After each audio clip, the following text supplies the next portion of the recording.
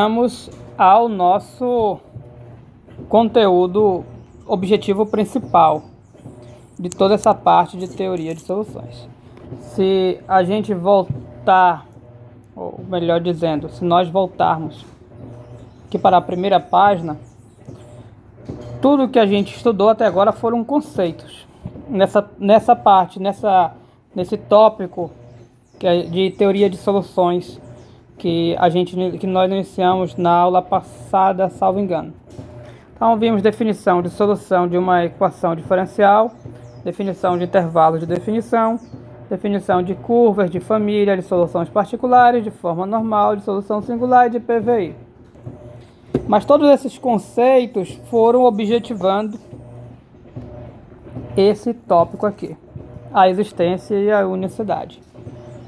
Por quê? Guys, quando a gente tem uma equação diferencial, ou melhor, vamos considerar aqui um PVI. A gente vai trabalhar muito com PVI, a equação diferencial acoplada de uma condição. Antes de medirmos esforços, gastar energia para tentar encontrar a solução, é importantíssimo nós sabermos se ela possui uma solução. Porque imagine você tentar resolver uma equação e você passar dias tentando resolver e não conseguir. E não conseguiu porque ela não tem. Se você soubesse que ela não tinha solução, esses dias, essas energias gastas nesses dias seriam desnecessárias. Por isso, existe uma área da matemática onde nós estudamos essa questão de será que o meu problema possui uma solução? Será que existe solução para o meu problema? E esse tipo de questionamento em matemática é chamado de existência.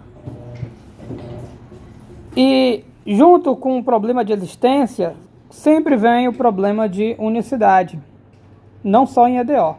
Diversas áreas da matemática, após nós nos questionarmos sobre a existência, logo em seguida nós nos perguntamos, é único?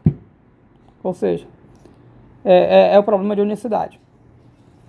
Então, vamos supor que eu tenho uma equação diferencial, que eu sei que tem solução, e vem logo em seguida a pergunta, a solução é única? Se eu souber que é única e eu conseguir encontrar uma, eu não preciso mais ficar buscando por outra.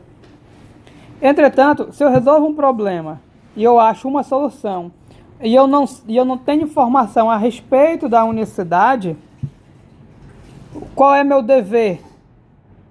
Qual é o dever de você que resolveu um problema? Resolveu um problema não, está com um problema, acha uma solução, mas não sabe da unicidade. Então, seu dever é buscar por outras soluções desse problema. Por isso, nós investigamos também a unicidade. Pois, uma vez que eu sei que a solução do meu problema é única, daí unicidade, ao encontrar uma, eu fico despreocupado. Eu não preciso buscar por outras. E nós iremos ver resultados nessa direção. Para vermos resultados nessa direção, uma coisa que é importante conhecer são as funções de mais de uma variável. E aí, guys, nós temos um probleminha. Não sei se chega a se tornar um problemão, mas nós temos um problema aqui, que é o fato de que vocês não estudaram funções de mais de uma variável porque foi cortado da grade lá no cálculo 2. Então, vocês estudaram apenas funções de uma variável. Aí eu não sei como é que eu faço nessa parte. Vamos trabalhar, eu vou trabalhar aqui com as funções de mais de uma variável. A gente vai falar das derivadas parciais. E eu sugiro a vocês pesquisarem um pouquinho. Peguem livros de cálculo de mais de uma variável a respeito das funções de mais de uma variável e a respeito das derivadas parciais. Pelo menos no quesito de cálculo, dá para falar algo rápido. A parte de conta, de derivadas parciais, ela é algo simples. Infelizmente, o principal, que é compreender, vocês vão ter que correr atrás. estudar. Porque quando você tem uma função em uma variável, a gente chama y igual a f de x, representa por y uma função de uma variável. Mas de repente você tem uma função f com duas variáveis, fzinho, tanto faz, x e y. Normalmente nós representamos pela letra z, que é o terceiro eixo. Aqui a gente pode derivar o y em relação a x, tranquilo, sem derivar. Aqui, guys, a gente deriva o z em relação ou a x, e também podemos derivar o z em relação à variável y. Nós chamamos isso de derivadas parciais. Então aqui é a derivada parcial em relação a x, derivada parcial em relação a y. Quando você calcula a derivada parcial em relação a x, naquele momento do seu cálculo, você supõe que o y está fixo. Ou seja, o y vai atuar como constante para você. Ele não é constante, ele só vai se atuar no ato da derivação.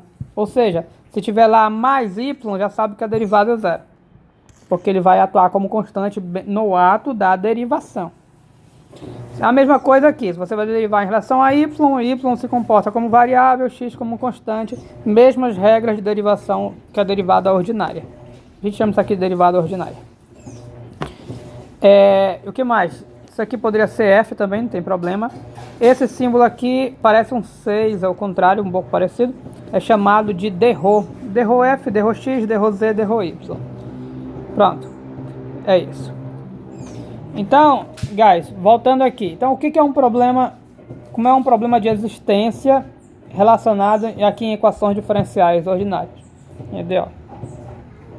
Então, as duas questões fundamentais a considerar a respeito de um PVI, problema de valor inicial, que é se a solução existe e se ela é única.